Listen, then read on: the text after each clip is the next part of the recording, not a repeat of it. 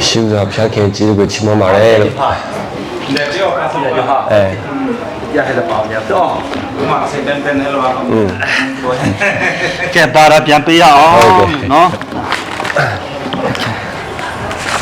ว่าจะเป็นแต่ตะบงพาดไผ่ปิวป้าปะทิมินทางวันนุ่มตาเห็นฮะติดจุดพนันเตะเกก็โอลินนะ修造片看几个起码买来了喏。现在又准备的片子看的都准备的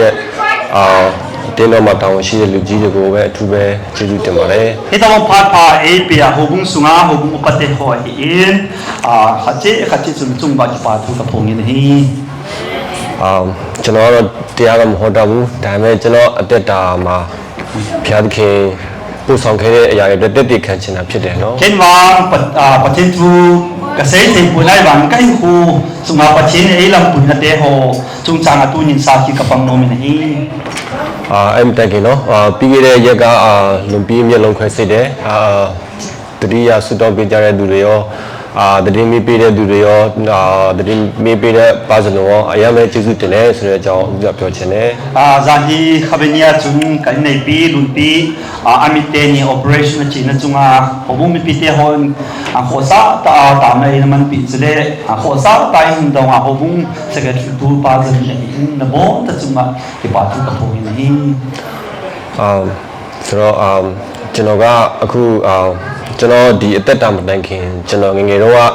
ကျွန်တော်တားလေးကိုကြည့်တဲ့ခါမှာကျွန်တော်ငငယ်တော့ကအကြောင်းအရာတတိယမိတယ်ตัวเองใจมันทุกข์กันกูให้เราบินกันเนี้ยลายกระสับปากกับงานเห็นแล้วกระสับปากกว่าคนกันเนี้ยลายกูกันหนุ่มยาวแบบนี้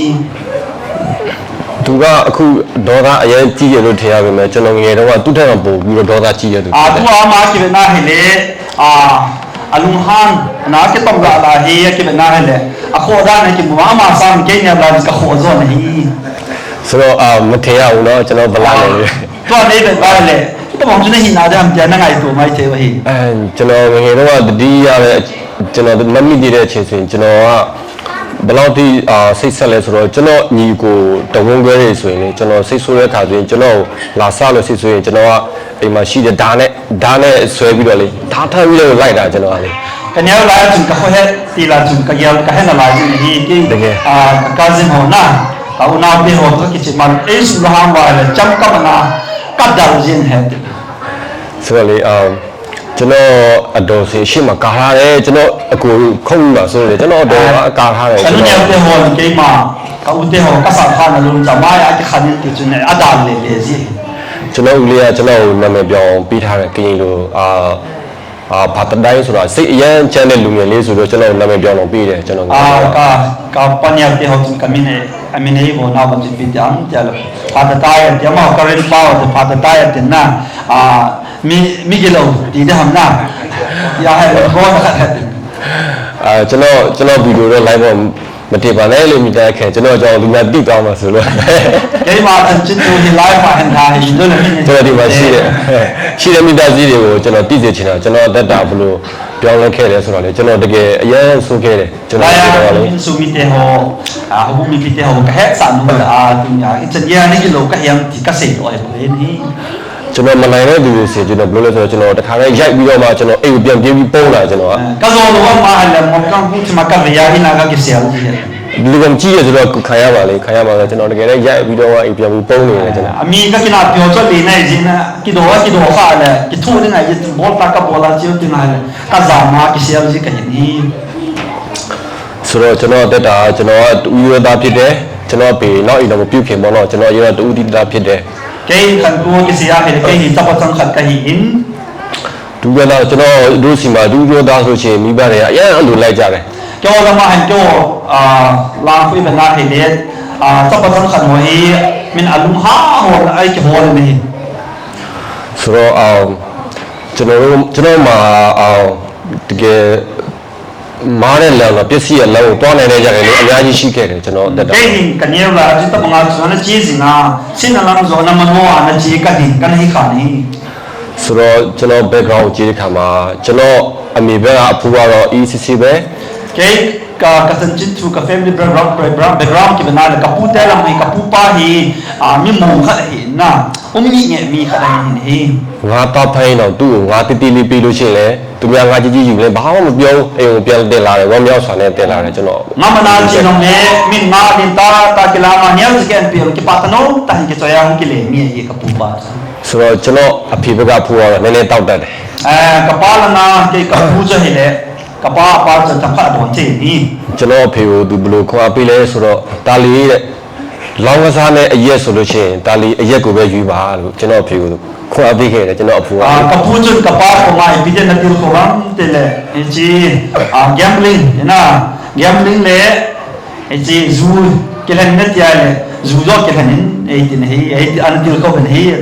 ဆိုတော့သူကအရက်တောက်ပြီးမူးရင်အိပ်ပြီးလေဆိုတော့ဘာမှကုန်စရာမရှိတော့လောင်းကစားစီကုန်ပါ ama ji pese se nong ham te la zu ro na ro la khama le ki bo ding sum bei le ben na am taponi gambling ma choi le an ka ki choi gi ya ki chim de hi ဆိုတော့ကျွန်တော်တက်တာမှာဖျားခင်ကကျွန်တော်ပေါ်မှာဘယ်ချိန်မှာကောင်းမြတ်လဲဆိုတော့ကျွန်တော်ကငယ်တော့ Sunday school တွေအရင်ပြောတယ်ကျွန်တော် kay pati ka tuma pati pat na ka ya lo kin na kha che ham tia he le kan ya lo ham Sunday school la ka tha na nu tan ni ကျွန်တော်အရင်ပြောတယ် Sunday school နေရာဒီကျောင်းပေးရတယ်ကျွန်တော် Sunday school တင်တဲ့တပတ်စီကျွန်တော်အများအားသွားတယ် ji summer school ki kha phat tin na hen Sunday school training one phat sin kana za ba ni ဆိုတော့အဲ့မှာ Sunday school တင်တဲ့အခါမှာကျွန်တော်ကျမ်းစာနှစ်ပိုက်ကိုကျွန်တော်ရတယ်ကျွန်တော်အသက် Hey, Sunday school ka kay suma jun Bible verse ni scripture verse ni na Bible chang ni kan ki mer chin hi ခုလိုတီတော့အလို့ရတယ်ဒါပေမဲ့ကျမ်းပိုက်ပဲအခန်းကြီးခန်းငယ်ဘယ်လောက်လဲဆိုတော့ပြောပြချင်တယ်ကျွန်တော်လက်ဆောင်ပေးချင်တာပါ tu ni in tu chang gen na ba han bang ka nga na nai bangin ke man ka sim do no no yo siong ka pin mo men hi ဤဖေဩဝါဒစာအခန်းကြီး4အငယ်26 29 Ephesians bung li chang som ni la gup le chang som ni la sagi ကျွန်တော်အဲ့ချက်ဘက်ကိုကျွန်တော်အမြဲတမ်းအလို့ရတယ်အမြဲထွက်ရတယ်အပြစ်မရှိစေနဲ့အမြဲမပြေပဲနေမွေစေနဲ့မာနကိုအခွင့်မပေးကြနဲ့ lung chu lu hangun a hin chon se hi hun na lung han naw chu nisan thum khum hi hen ဆိုတော့ကျွန်တော်အဲ့ကျမ်းစာကိုကျွန်တော်ကြားတဲ့အခါမှာကျွန်တော်အသက်တာကျွန်တော်တုံးတက်တယ်ကျွန်တော်လူစိတ်ဆိုးလို့ရှိရင်တနေ့ကမကုန်ပဲနဲ့လေနေမကုန်အောင်ကျွန်တော်စိတ်ပြောင်းကျွန်တော်အများကျွန်တော်ကိုကျွန်တော်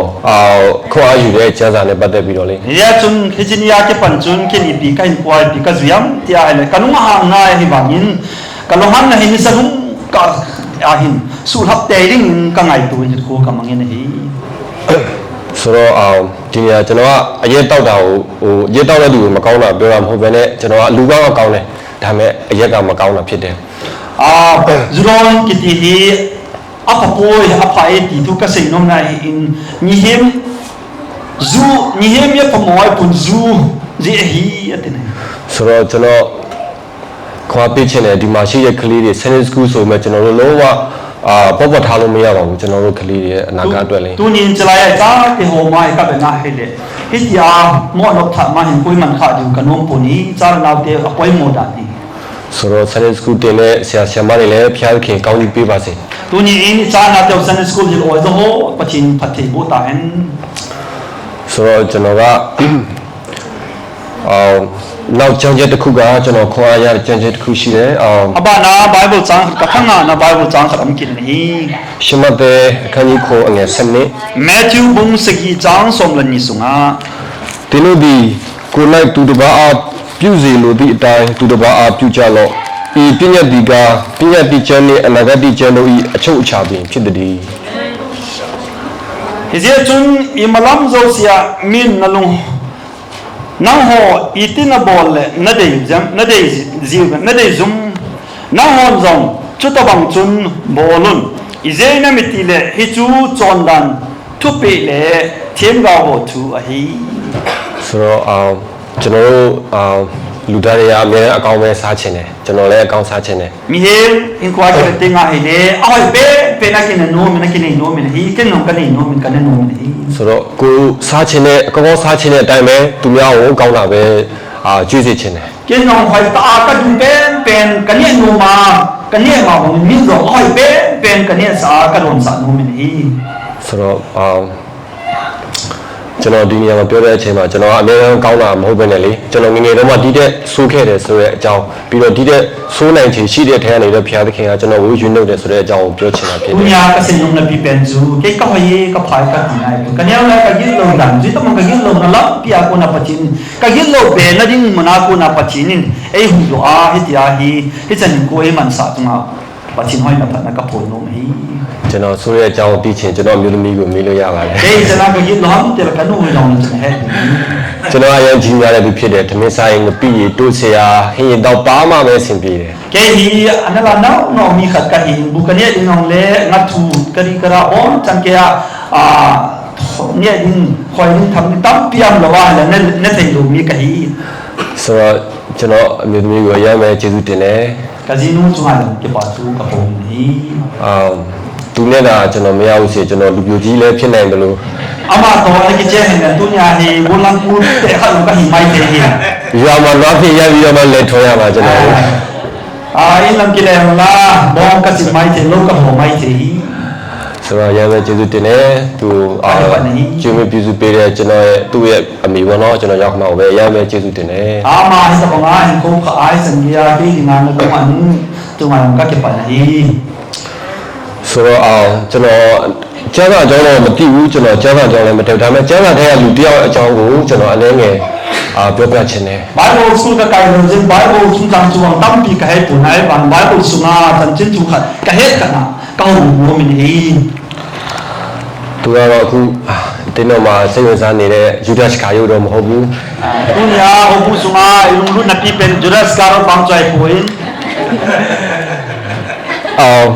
ယောနာဖြစ်ပါတယ် Jona tu ahini Jona kitipa ဆိုတော့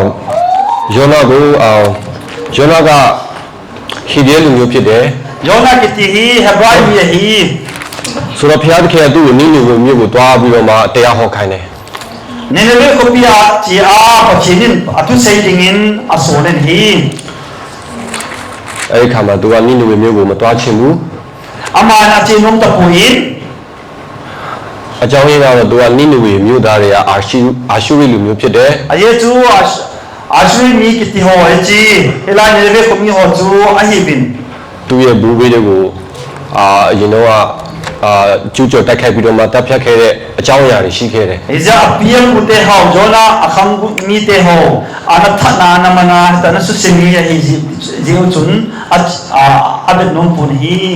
ဆိုတော့သူကလုံးဝမတွားချင်ပဲနဲ့စပိန်ပြည်တာရှုမြို့ကိုသူကပြီးဖို့အတွက်သူကတင်ဘောကိုပတ်စံပေးပြီးတော့မှတွားတာသူက ye chun ama chila ji ni le be ji nom tar tarsas ke ti ko pi lam no chu ale lam no chu na ke hi na ji tan hi ဆိုတော့ဟိုပြီးခဲ့တဲ့ဘာသာတော့အိမ်မှာဗာလဲကျန်းစာတင်တဲ့တစ်ခေါက်တွားတဲ့ခါကျတော့ကျွန်တော်တို့အသက်တာမှာရွေးချယ်စရာလမ်းကိုဖျားသခင်ပြီးတယ်ဆိုတဲ့အကြောင်းကိုဆွေးနွေးဖြစ်တယ်ကျွန်တော်ယောနာနဲ့ပတ်သက်ပြီးတော့လေ and Jona to kisain ke ho ina Bible study bo kom na achun defending hin ko defending ti tu ko na khat an Jona hang zaw ko na khat kan nei khaw ni ဆိုတော့ဖျားသခင်ကသူ့ကိုတွားစေချင်တဲ့မြို့ကိုမတွားဘဲနဲ့သူကတခြားမြို့ကိုသူကတွားဖို့အတွက်တင်မောစီးတယ် Pachin na chi sa no na chi la ba no na yo abu ana ki chi ai ti hi thui a ki sim do he ဆိုတော့မုန်တိုင်းကြလာတယ်အားလုံးသိတဲ့အတိုင်းပဲမုန်တိုင်းကြတယ် e zo ni he pa mo min hui pi le go hong ki thuin ဆိုတော့အဲ့ဒီအခါမှာတင်မောမှာရှိတဲ့လူတွေအားလုံးကသူတို့ရှိတဲ့ပစ္စည်းတွေကိုဝင်ပေါ့အောင်ဆိုပြီးတော့ဝိထဲကိုပစ်ချလိုက်တယ်သူတို့ရဲ့ပစ္စည်းတွေကို ela chun ko tu na to lo sim bon azam thai na ding hin ti na bo cha po lo sia sa pa taw ni hi ဆိုတော့အခါမှာမုန်တိုင်းကမငြိမ်းဘူးဆိုတော့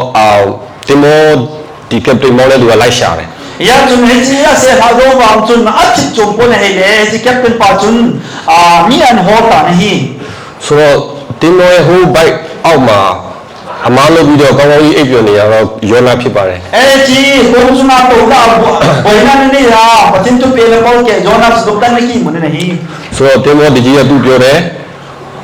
အိုးအိပ်ပျော်တော်သူအဘယ်သို့နီးထားလို့ဒီဖျားတင်သခင်ကိုဆုတောင်းလို့ငါတို့ဒီအသက်လွတ်စေခြင်းကထူထောင်ဝဖျားသည်ငါတို့အား အောင်မိကောင်းအောင်မိလိမ့်မည်ဟုဆို၏ Boy munupa napatin ko winlang iyo si buipia ko iyo mo tin na di napatin ko mataw chu iyo thol mai theo hi tin a thau khang tan hi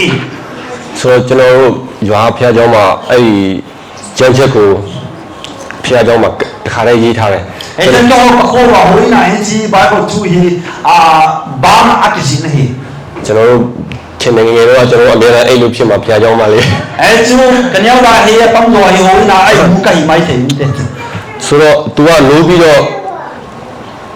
မတော်သေးဘူးသူ့မောက်သူမခံသေးဘူး ya jong cho lo chun amoi na amo na chu amai ak phong do hi lai sin hi ဆိုတော့အဲ့ခါမှာမင်းလိုက်တယ်မင်းလိုက်ရတယ်မင်းလိုက် ba chun amon lottery chun a lo kam ta ba ni မင်းလိုက်မှာယောနာကပေါက်သွားတယ်အချိန် la chun jona ong chang ta ni ဆိုတော့မင်းလိုက်ပြီးပေါက်တဲ့မျက်နှာကိုပြီးခဲ့တဲ့ပါကျွန်တော်တို့အိမ်မှာတွေ့ရတယ် ai chi ai to bang lottery na chang ka o mai chu kyo ai na ap ta ma sa chu kan chang le ni ကျွန်တော်မျိုးသမီးကအလှုပ်လျှောက်တော့အလှုပ်ရသွားတယ်ကျေးဇူးတင် la chu ka ni no na to apply bol na na to ama ta ni ဆိုတော့သူမျက်နှာအလှုပ်ရလို့ပြောတာမဟုတ်ပဲနဲ့လေကျွန်တော်မြန်မာပြည်မှာအောင်စစ်တပ်စုဆောင်ရေးမှာမဲပေါက်ပြီးစစ်တပ်တွေတွားရတဲ့မျက်နှာကြည့်နေတယ် ama na to na yin ki pa tha no me le bin ko ma tu lai ta ko se pa na da du ya ka ho la lottery chang kho to akilo da ni hi ama ဆိုတော့လေဘာလို့ तू ကမနဲ့အစောကြီးမထဘူးဆိုတော့လေ तू ထားနိုင်ပါမလားဆိုတော့လေးနေတယ် ခပ်ဆက်လို့ဟိကျေချွန်း ဆိုတော့အလုပ်မရလေပြီးတော့အလုပ်ကသူ့ကိုမခေါ်တော့ဘူးအဲ့ဒီနောက်ပိုင်းနော် ai chi na to ma do wa chu akina ki pa ni na to ang ki ko ki ta pu ni သူ့ရဲ့စိတ်တော်နဲ့ဖျားခင်နားညောင်းတာဖြစ်တယ် ya chu pa je na pa na san pi te ni ka ta sa ni ဆိုတော့တကယ်လည်းကျေးဇူးတော်ပဲတကယ်လို့အလုပ်ရရင်သူ့ရဲ့လုံးခွဲတော့အနားယူရမှာဆိုတော့အဆင်မပြေဘူး ai je pa chen ka ta ba je chu na to pa na tu a mi operation ki bo na to the ki lo ni ဆိုတော့ဖျားခင်ကောင်းဆုံးပြင်ဆင်ပေးတာဖြစ်တယ် pa chen na hoi pe na gun pi hi မင်းပေါက်လို့မင်းနိုင်လို့ပေါက်တဲ့မျက်နှာအမားနဲ့ကျွန်တော်လည်းကောင်းကောင်းကြီးမြင်ရတယ်အဲ့ဒီက ai chi lottery aka ha nia aka ro nia amai cha choi tan tu ka ngin ka he na lai ka mu na lai ni ဆိုတော့ယောနာမဲပေါက်တဲ့ခါမှာကျွန်တော်ပြောတယ်သူ့ရဲ့လက်လက်ဖက်ချင်ဘက်ကိုကြိုင်ပြီးတော့မှရေထဲကိုပြစ်ချပါလို့သူ့ ila psm jona in ke ka khot kem te ni ei ka min nei le lu ta na ti na ki le lu san hi ဆရာတယောက်ကပြောတယ်ကျွန်တော်ဒါအဲ့ဒီတင်မို့ထဲမှာရောက်လို့ရှိရင်ကျွန်တော်လည်းသူ့ကိုပစ္စည်းတွေကျွန်တော်တို့ပိုင်တဲ့ပစ္စည်းတွေအောင်လုံးမြစ်ထဲမှာချပြီးတော့မှပဲကုန်ပြီးဆိုတော့မှပဲသူကထားလာတယ်ဆိုတော့ကျွန်တော်ကရှင်လက်မကြိုင်ပဲနဲ့ခါရဲရေထဲကနေကြံချလိုက်ပါကျွန်တော်ရောက်တော့ pa ti se ka ni psm ya he le bono se ya ki se ma lo ke ama na ma ke pu do ama ke ro ya tun nei le lo na ti ma sa do ho ha de he ဆိုတော့တကယ်ပဲရေထဲကိုကြပြီးတော့ငါကြီးကသူ့ကိုဖျားခင်ပြင်ဆင်ပေးတဲ့အတိုင်းပဲเนาะအောင်လုံးသိကြတဲ့အတိုင်းပဲဖျားငါသူ့ကိုဝါလိုက်တယ် ila chu sin do ma bang bin akile ha chun ma di pita khan anabal hum ta hi ဆိုတော့ဝါလိုက်ခံသူကအထဲမှာငါရဲ့ဘိုက်ထဲမှာသူနောင်တရစွာနဲ့သူဆုတောင်းတယ် e ji ma pi wai sunga chu na man ki si pum pum min pa thi ni na ana ta ni ဆုတောင်းတော့ဖျားခင်နားညောင်းတယ်ဖျားခင်ကသူ့ကိုငါရဲ့ဘိုက်ထဲကနေငါ့ကိုအန်ခိုင်းတယ် pa thi na ta na sangin barunga la chun ama ji sa alu sa kin nahi ကျွန်တော်ဖျားခင်ကအအောင်ဆရာကောင်းတယ်အမားလုပ်ပြီးတော့အမားကိုခံလို့တောင်းမှရင်အမြဲတမ်းခွင့်လွှတ်တဲ့ဖျားဖြစ်တယ် pa chin chung an ki pa chu ka pung no min ta ba ma ngai um ta ki boina sa na chele hi na am ting al ngai da bi chung ba ei ngai da ကျွန်တော်တူလေအိုက်ဇက်ကိုကျွန်တော်တတိယမိတယ်သူကတခါအမားလုံးပြီးလို့ရှိရင်ချက်ချင်းတောင်းမှတာ sorry ပပနဲ့ sorry ပပဆိုရင်ချက်ချင်းတောင်းမှတယ် la ka ta pa ai za ki ka mu le ka ya do ka ni man boina ka ni ya su ki ka na sorry papa sorry papa tu pai pai jing ni ဆိုတော့လေအများနဲ့တောင်းမှရင်လူတော်မှခွင့်လွှတ်တယ်ကျွန်တော်တို့ဖျားသခင်ကတကယ်အော်စရာပဲเนาะခွင့်လွှတ်တာဖြစ်တယ်လို့ပြော ngai ram ki chu ha na le mi yen ba kha la kha ngai ram ki chu to ai ki ngai ta ma hi le pa chen ni chana ngai ram ni pi de ta ngai ram tu na ni chi nei ba တိုးတော်လေယောနာကချက်ချင်းမသွားပဲလေဖျားသခင်သူ့ကိုနောက်တစ်ခါပြန်ပြောရတယ်သွားဖို့အတွက်ကို e chi ya tu jona in pa chen na so ma chu au ro da cha chi pai pu ni pa chen na de la so ki na ama ki ni ဆိုတော့တကယ်တမ်းနိနဝေမျိုးက3ရက်လောက်တရားဟောရတယ်လို့ပြောတယ်ကျွန် a တော် ta ta chu ba ko chu che ma ni ne le ko pu pi sei ta bai ta regular ta sei ni chu ta bang sei na ni ko pi hi ဆိုတော့သူကနိနဝေမျိုးကို3ရက်မသွားပဲနဲ့သူက1ရက်ပဲဟောတယ် la chu ni chu che lo ni khat bo e u za le na chi na ha sei ta ni မေတ္တာရှိလို့တော့မဟုတ်ဘူး Ang ay sila hello mai te. ဆိုတော့တကယ်အော်ဆရာကောင်းတယ်ဘယင်ကအစတိုင်းပြည်သားဆုံးခွေးတရိတ်ဆန်တွေမှာအစအကလုံးပြောင်းလဲတယ် Ganin te o dose. Chung len na ke pana ko ka te ho umpi. Ganin ge ke sim ka et ni. ဆိုတော့သူတို့ကအစာရှောင်ပြီးတော့မှသူတို့ဒီ short တွေဝုတ်ကိုဝုတ်ပြီးတော့မှလူလုပ်ပြီးတော့မှဆူတောင်းကြတယ် Ama ho ki sim bin chur para se aki bot ke da ke awin buda ke khu bin hi. ဆိုတော့ဘုရားသခင်ကသူတို့ကိုသူတို့ရဲ့မြို့ကိုမဖြတ်စီတော့ပဲလေဘုရားသခင်ကသူတို့ကိုမေတ္တာထားပြီးတော့မှသူတို့ကိုအောင်လွတ်မြောက်ခြင်းပေးတယ် Ela chung pachinin ako kasu setting hi kasu mang hi ti chu angai lalin ahe do abon chaken ahoy ko sa in hi. အဲ့ဒါကိုကြည့်ပြီးတော့မခံနိုင်တဲ့သူကယောလာဖြစ်တယ် Ela chung akibe na he le jo a thu do do jo na ma ma hi e. ဘာကြောင့်ဆိုတော့သူကနိနေမျိုးကိုပျက်စီးစီရဲ့ Aje cho ma hi ni ne ko pi hi sumang din dai pa hi ni. ဆိုတော့မြို့ပြင်မှာသူချတဲဆောက်ပြီးတော့မှသူကစောင့်ကြည့်နေတာ Ama ai ko ba na bo ki sa ai pachin ja su se dan ta ma hin ba hi ni. ဘုရားသခင်ရဲ့ပေါင်း40ပေးထားတယ် Pachinin ni som ki pe in အဲ့40တင်းမှာဖြည့်ဆည်းမယ်လို့ပြောထားတယ်ဆိုတော့ ni som ni sunga kasu se de he ti ye chung na gin ke na ni som ni be to ga na hi ni. သူကအဲ့ဒါကိုစောင့်ကြည့်နေတယ်ပျက်စီးလားဆိုပြီးတော့မှစောင့်ကြည့် La တယ် jun pichi tilan su se dam ti ananga ana bezing mi ti. တိုးတော်လည်းပဲအောင်ဘုရားသခင်ကအဲ့လိုမျိုးစောင့်ကြည့်နေတဲ့အချိန်မှာသူ့အတွက်ဆိုပြီးတော့မှကျက်စုပြီးတဲ့ပြင်ကိုဘုရားသခင်ဖန်ဆင်းပေးလိုက်တယ် Pachini chan ma su cha ka ma ring ni sa asa je jun ma ring in tim pum khat ke san hi. နောက်နေ့မနေ့မှာကိုးကောင်ကစားပြီးတော့ကျက်စုပေးရလုံးဝအရွတ်တွေမရှိဘူး Ya jun tim pum ling ke ma tim pum jong sam to ra ji ma ma lung na ne ji in a chi pit ta hi. ဆိုတော့သူပျက်စီးစေခြင်းနဲ့မြို့ကမပျက်စီးတဲ့ပြင်သူ့အတွက်ဘုရားသခင်ဖန်ဆင်းပေးတဲ့ဒီအပင်ကတည်ပြီးတော့မှသူ့အနီထိုးတော့သူအရင်စိတ်ဆိုးတယ် Ama na ti sa non ne de ko pi pachini su se ma la ama na ni ma be tim pum jong chi na ma ne sa ma ho ji jun along a ha be se jing hi. ဆိုတော့ဒီမှာအပိုင်းငယ်ကိုမှရေးထားတယ်ကျွန်ုပ်ဒီအသက်တည်တည်တိုင်အောင်အမျက်ထွက်ကောင်းပါသည်ဟုရှောက်ဆိုပြီး Kachi jangye nga lu ham ka ye pachin nga ejalahen tang ku ngai na sin ni. ကျွန်တော်တို့ဘုရားသခင်ကိုစိတ်ဆိုးရသူရှာရှာပါပါကျမ်းစာထဲမှာတွေ့ရတယ် Pachin ko ma ti phina lu ham kidan ta ki mu zona hi ni. အမှုတော်ဆောင်ဖြစ်တဲ့သူကဘုရားသခင်ရဲ့ Pachin na to ma hi ni. ဆိုတော့ကျွန်တော်တို့ပါစတာစိတ်ဆိုးရတော့တစ်ခါမှကျွန်တော်မမြင်ဘူး Ai pa so ku ba lu ham ka mu kha pwe. ပြီးတဲ့ပါကျွန်တော်အလုပ်သွားတော့ကျေးဇူးတော်ကြောင့်ကျွန်တော်ခွေးကြိုက်တယ် Ji hap ta ma sa chun na to ma ka chi na hi le. Khoi bai. Ta pe ni hi. ခွေးပိုင်ရှင်ကအဲ့တကားကိုပိတ်ပြီးတော့မှမကြိုက်ဘူးဆိုတော့တကားတော့ပိတ်ခံနေတယ် Wi cha in nei pa ka na to in nei pa wi cha na pe pon tie ti ko cho kha hi nai. တကားလည်းပိတ်ပြီးတော့ကျွန်တော်ကထည့်လို့မရတော့ခွေးကကျွန်တော်ကြိုက်ပါလေ Ai fa chun ke la ke pot do te na usma wi cha tu ke e pe ta ni. ဆိုတော့ကြောင်မှလည်းကျွန်တော်ခွေးကြိုက်ဘူးတော့ကျွန်တော်ကစိတ်ထဲမှာဘာမှမထားဘူး In ma ka ne la chu wi cha ni pe kha e chu ho ka sa pu ni. ခွေးပိုင်ရှင်ကတော့ကျွန်တော်အားပေးတယ်စိတ်မပူတဲ့ငါခွေးကကာကွယ်ဆေးထိုးထားတယ် Ai ya chu ni sa wi cha nei pa chu pe sem lu ni mi in ka wi cha hi vaccine ke kap sa na hi ti pe ni. အိမ်လဲရောက်အောင်ကျွန်တော်မျိုးတမျိုးကျွန်တော်ပြောပါလေဒီမှာခွေးပြန်တတ်တယ်ခွေးပြန်လို့ရှိရင်နေတော့ငါတို့တောင်းမိနေမနေနဲ့နေ့ခက်ခဲနေစလာပြီး Ano in ka na chun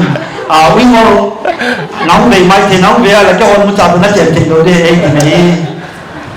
သူအဲ့လိုပြောပါမယ်ကျွန်တော်စိတ်ထဲမှာချွေးပြက်လာပြီးတော့လေ Ai jang se ta ti ka ti un chu in. ကောင်းမှုချင်းလို့ကောင်းကြိုက်ချင်းလို့ဟောင်းချင်းလို့ပါလို့ပြစ်လာ Jang na ta bong bong le e so ta bong bong ka hom do ni. ဆိုတော့ကျွန်တော်အမကိုကြောင်ကြားတယ်အမစီကံထက်ချင်းသွားခိုင်းတယ် Ai cha chun ka unu ka sa na le clean nga na chi de hi ti nei so lu he le. Clean nga chi pa yang ni.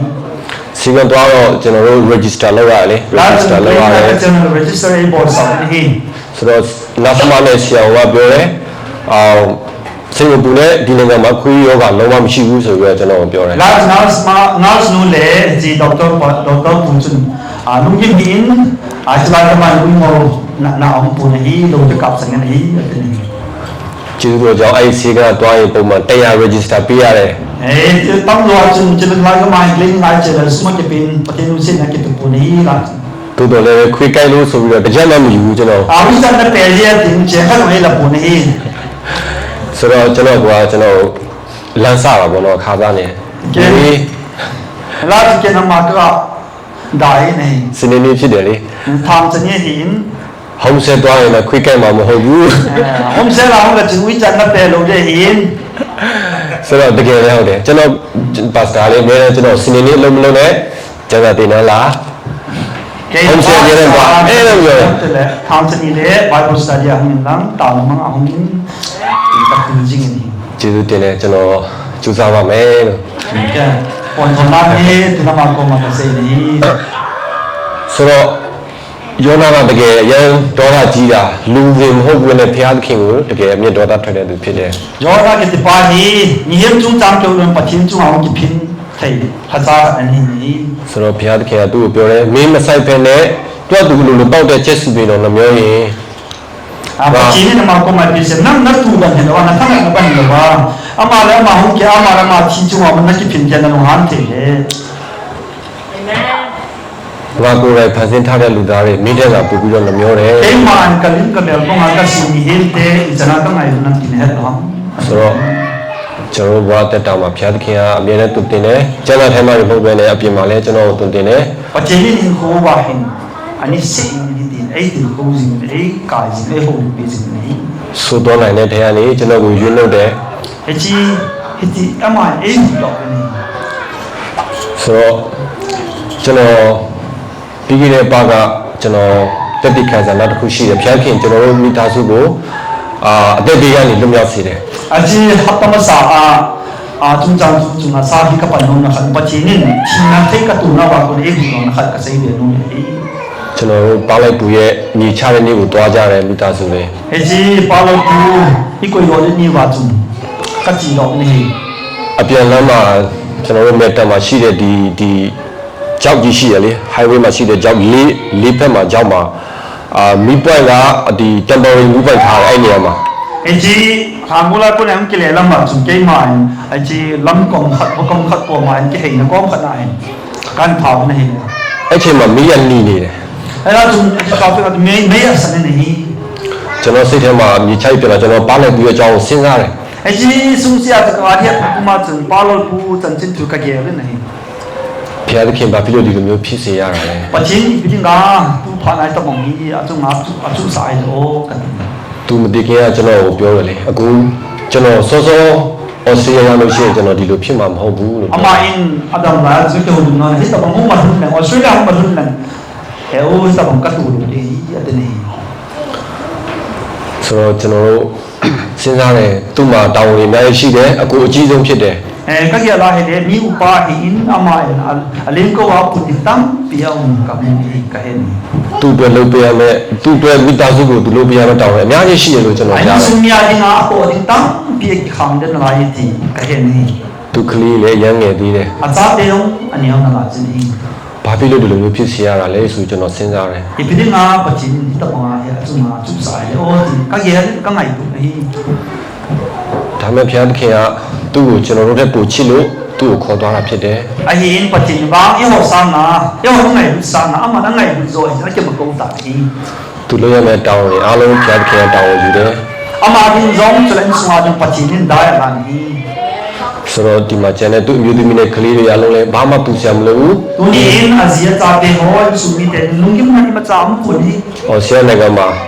လုံးဝအလုံးမလုံးပဲနဲ့တတိလိုနေရစားရတာဖြစ်တယ် เดี๋ยวช่วยเราจะมาเห็นหน้าเราเวลาไม่เอาหัวหินกูมันถึงนะปัจจินไอ้เปียวนี่ ။ဆိုတော့အဲ့လိုစဉ်းစားရချင်းမှာမိရနီတော့ကျွန်တော်အလက်ကောင်မှာရောက်နေပြီ เวลาจึงก็เกี่ยวกับตาพิจารณาพวกใครจึงไม่สนิทนักกินมากันหุ่นตานี่ ။ဆိုတော့အလက်ကောင်ရောက်မှကျွန်တော်ကဟိုဘက်ကိုကြည့်တယ်ဒီဘက်ကိုကြည့်တယ်ကားများလာမလားဆိုပြီးတော့ကျွန်တော်ချွေးပြန်တယ် อาจึงไม่ไปเอจึงกระเซ็นกับเบนกับเบนการยิ่งทำจึงกับเบนนี่ ။အနောက်မှာလည်းကလေးတွေနဲ့ဘေးမှာလည်းကျွန်တော်အမျိုးသမီးနဲ့ กับปังนากระซีเห็นนุ่งมากระซาเตหัวโตกระหิน ကျေးဇူးတော်ကြောင့်ဘုရားသခင်ကကားတစ်စီးမှမလာသေးဘူး ปัจจินจะเป็นตาจึงการที่ขัดใจมันสองคน ။တကယ်ဆိုရင်နေရအရင်ကားရှုပ်တယ်တုတ်ကုတ်တင်ကားကြီးလာတဲ့လမ်း แต่ ကျ จึงฟักเลต้าตาไข่มันนี่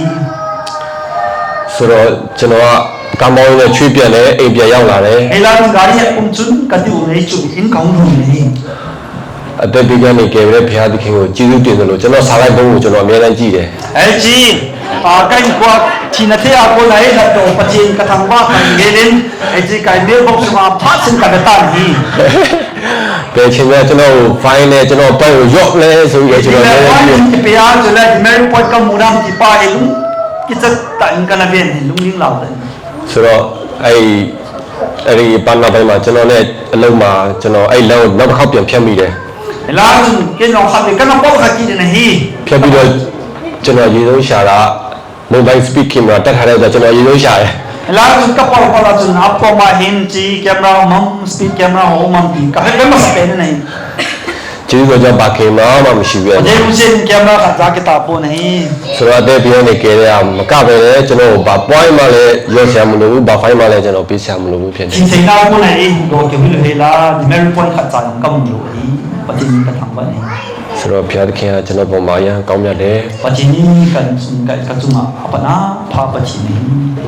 ဆိုတော့ဒီကနေ့မှာဘာလိုက်ဘူးဆုံးသွားတာတစ်လလောက်ပြည့်ပြီလို့ထင်တယ် Tu ni in palang tu ni dah now ha. Ting ta ding ka ta san ni. ဆိုတော့သူ့ကိုအောင်မြင်ပြီးတော့အဖြစ်ကျွန်တော်တကုန်းတော့နောက်ဆုံးကျေးဇူးတော်ချီးမွမ်းခြင်းနဲ့ Eh ma ho ma yaw lo nan ke ka pen ma choi la ka san ni. သူ့အတွက်တော့ကျွန်တော်ဘာမှမလုပ်ပေးနိုင်ပါဘူး Ama ni ma ta kan bol bi te chapu na hi. သို့တော်လည်းပဲဘုရားသခင်ကသူ့အတွက်အကောင်းဆုံးပြင်ဆင်ပေးတယ် Pacin ni nama ni hoi pen na gong ta ni. ဘာကြောင့်လဲဆိုတော့ तू ကနောက်ဆုံးတွားရမယ့်ချိန်ကိုကောင်းကောင်းသိရတယ် Ama in ano ka pen achi na ni ko ni ana ke hatta ni ကျွန်တော်တို့တွေကဘယ်နည်းတွားမလဲမသိဘူးကျွန်တော်တို့ ya mo ni dai chi no ham ke halo wa hin ko mang hi be ဆိုတော့ तू နောက်ဆုံးရက်ကို तू သိတော့ तू ကောင်းကောင်းဒီဆေးရုံမှာကျွန်တော်ပါစားနေပြီးတော့အမြဲတမ်းတွားပြီးတော့သူ့ကိုနှုတ်ပတ်တရားတော်ဝင်ကလည်းသူ့ရဲ့တက်တာအတွက်အမခံချက်ရှိရဲလို့ကျွန်တော်ယုံကြည်တယ် ano ka pen na hin ko ano ka lam hai ta ke hatta ni jun pachin tu a jong pi na na ke ni sin ya jun ama ki go man ding ka ta san ni ဆိုတော့အားလုံးကိုကျေးဇူးတင်တယ်ဘုရားသခင်ကောင်းကြီးပေးပါစေ don mo ta juma ka ke pa in pachin mo ta juma pachin bu ta wen ကျွန်တော်နောက်ဆုံးတစ်ပုတ်ချီးမွမ်းပါမယ် ano ka pen pa juna ka to ka sai no hi အခုဒီတစ်ချိန်နဲ့ကအင်တော့ โอเค ရှင်းရှင်းနော်ဒီကီနဲ့ဒီ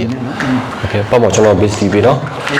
ဆရာဆောဝဲလေးဒီဆိုချီးမွမ်းထားတဲ့အနက်ကအင်တော်ဖြစ်ပါတယ်လို့နောက်ဆုံးတစ်ပုတ်နဲ့ချီးမွမ်းချင်ပါတယ်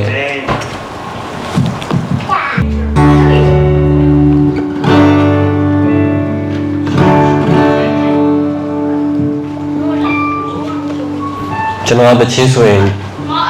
ကျွန်တော်ယူလို့မပိုင်အများနဲ့စာသားမိတယ်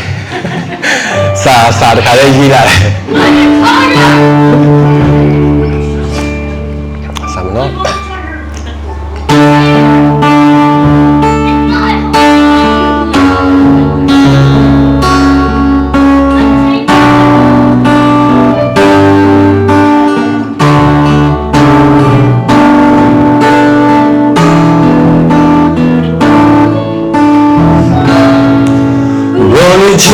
ရှိ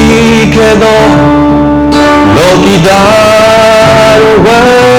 လေဝိချီရတော်လေ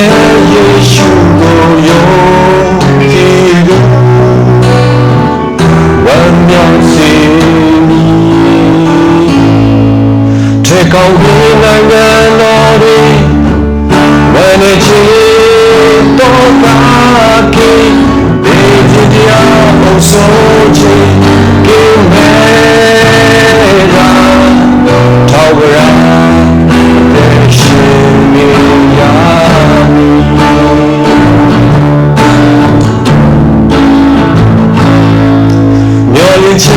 ရှိခဲ့သော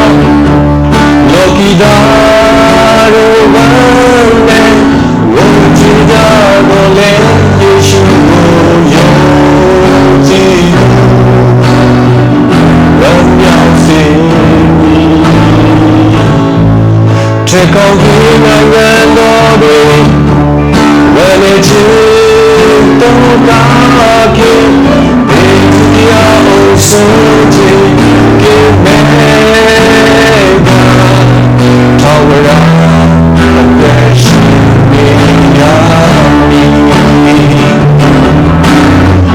No